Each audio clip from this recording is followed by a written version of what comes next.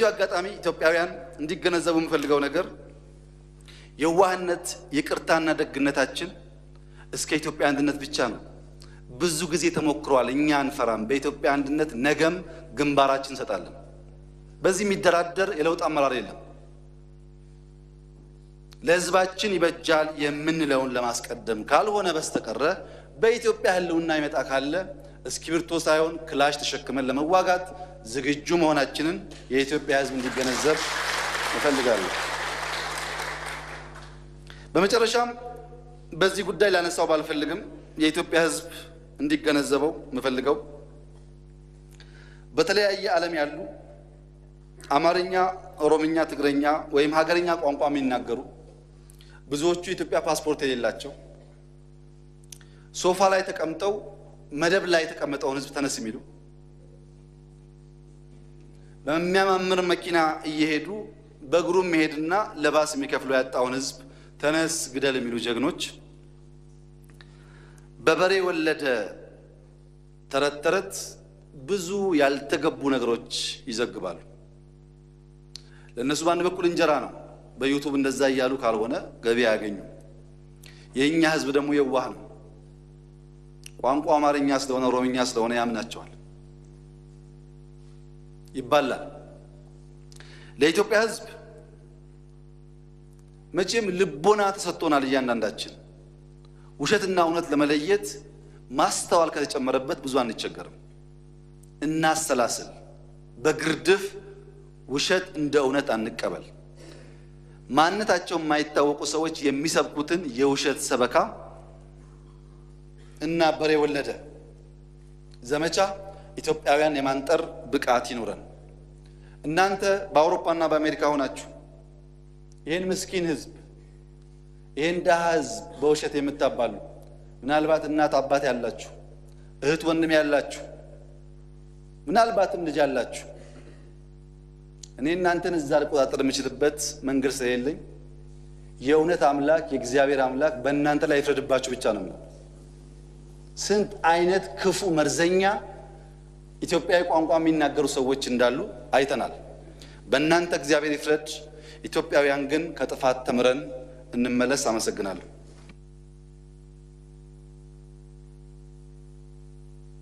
ስላልሞቱ ህገ መንግስት እነሱ ከሞቱ በኋላ ነው ህገ መንግስት ባለው ብሎ ሊያሞኙ የሚፈልጉ ሰዎች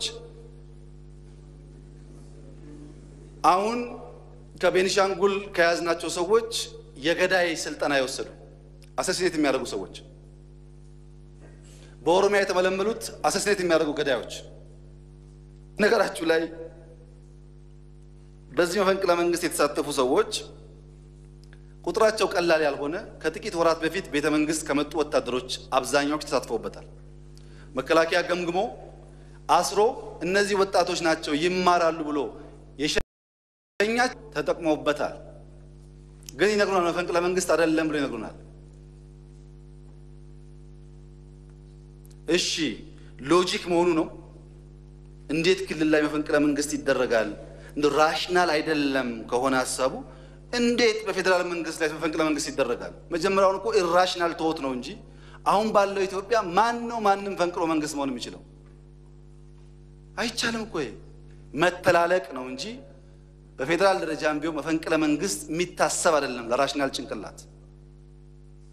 አንዴ ኢራሽናል ከሆንክ ግን አትፈጽመውም። ለመጀመር ግን ቦታ አትመርጥም እንጂ ክልል አይደለም ፌደራል የሚባል በፌደራል አሁን ባለው ኢትዮጵያ ውስጥ መፈንቅለ መንግስት ማሰብ እብደት ነው። አይሆንም። በአንድ ጀንበር መቶ ሺዎች የሚታረዱበትን ትራጀዲ እንፈጥር ይሆናል እንጂ መንግስት መሆን አንችልም። ደግሞ እሱ የሚቅር ሎጂክ መሆኑ ከሆነ እንዴት ሰው አምባቸው መኮንን ይገላል? አምባቸው መኮንን እንኳን ልትገለው ልትቆጣው የሚያሳሳ ሰው ነው። አምባቸው መኮንን ለአማራ ህዝብ የከፈለውን ታሪክ ያወጣዋል። ይሄንን ፍልቅልቅ የገደለ ጭንቅላት ራሽናል መሆን አይችልም። አያውቀውም። ቀበሌ ላይ ወረዳ ላይ መፈንቀል የሚችል ይመስለዋል። እንዴት ሰው ሳረ መኮንን ይገላል? ሳረ መኮንን እንደ ዳቦ እንዳበሻ ዳቦ ከታችና ከላይ እሳት እየነደደበት ጓዶቼን ቀብሬ የመጣሁበትን ኢትዮጵያን አላፈርስም እኔ ፈርሳለሁ ያለ ጀግና እንዴት ይገላል ሰው?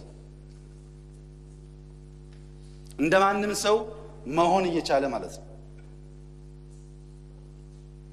የትግራይ ወጣቶች የገደልኩት ለኢትዮጵያ አንድነት ለኢትዮጵያ ዲሞክራሲ ነው፣ ቃሌን አላጥፍም፣ የጓዶቼ አጥንት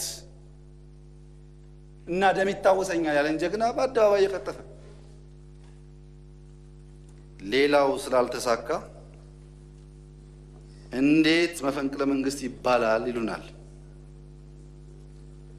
መፈንቅለ መንግስት ነው፣ ይህ ህገ መንግስታዊ መፈንቅለ መንግስት ነው።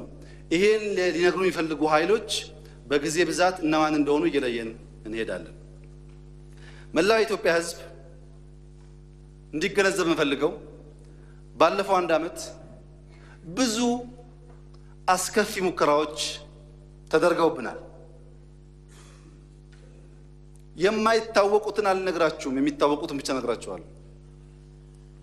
ሰኔ 16 ለውጥ አምጥተን 2 ወር እንኳን ብዛም ሳናልፍ ለማቀጨጭ በአደባባይ የምታውቁት ሙከራ ተደረገ። እሱን በትክክል ወንጀለኞች ለይተን ለህግ አቅርበን ሳንጨርስ 2 ወር ባልሞላ ጊዜ ውስጥ በሶማሌ ክልል የኢትዮጵያን አንድነት የሚፈታተን እጅግ የተደራጀ የሰለጠነ ገንዘብ ትጥቅ ያለው በሺዎች የሚቆጠር ኃይል በፖለቲካና በወታደራዊ ተመራ ኢትዮጵያዊነት ላይ አደጋ የሚያስከትል ችግር ገጠመን። ቤተክርስቲያን ያቃጠለ፣ ብዙ ወጣቶች ያረገፈ፣ ብዙ ችግር ያመጣ። እሱን ተሻግረን ሙሉ በሙሉ ሳንጨርስ የተደራጀ ወታደር ቤተ መንግስት ድረስ መጣ።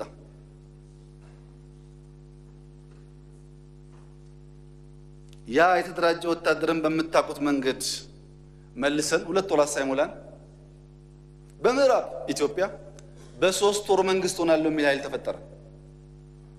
በ3 ወር ውስጥ መንግስት ሆናለሁ ብሎ ምዕራብ ኢትዮጵያን የሚያተራምስ ኃይል ተፈጠረ። ይሄንንም ኃይል አጽድተን ምዕራብ ኢትዮጵያ በ3 ወር ሳይሆን በምርጫ ብቻ መንግስት የሚፈጠርባት ሀገር ናት ብለን ጠቅለን ሳንጨርስ ከቦታ ቦታ ዜጎቻችንን እንደ በግ እየገፉ የሚያፈናቅሉ ኃይል ተፈጠሩ። ህፃናትን፣ ሴቶችን አፈናቃዮች ብለው ዘፈኑብን። እኛ ከመጣን የተፈናቀለውን ብቻ ሳይሆን ሳንመጣ የተፈናቀለውን በሙሉ ስንመልስ ግን በግድ መልሳችኋል።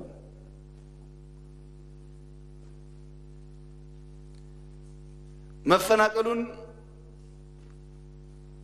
በመጨረስ ሂደት ላይ እንዳለን ሲያውቁ ጥቂቶች አውቀው ኮንሸስሊ፣ ብዙዎች ግን ሳይገባቸው